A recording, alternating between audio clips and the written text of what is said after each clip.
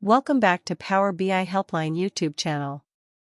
Today in this video, we are going to show you how you can dynamically change column names in Power BI Matrix Visual.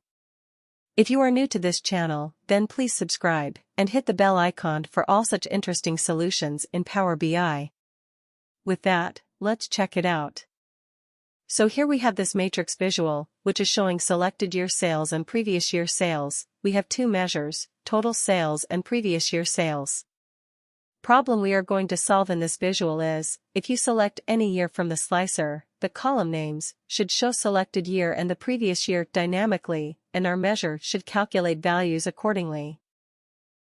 Since we know that such feature is not directly available in this visual, we will solve this in a different way, and it will be required to create a separate table with list of all the years and a new measure. This table can be created in many different ways. In this example, we will select distinct years available in our date table. As said, creating a new measure now, which is going to do all the magics. Basically what we are going to do is, we will use the list of years which we created in our column names in Matrix Visual. And our DAX expression in this measure will be written in such a way that it will be evaluated only for the selected year and the immediate previous year.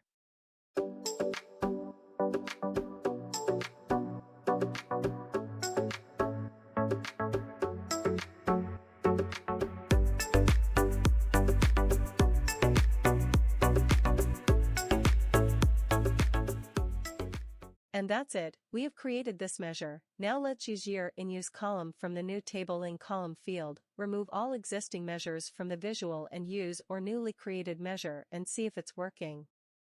As that you can see, now we have solved this problem, and we can see the column name is dynamically changing based on selected year. We are able to see the selected year and previous year.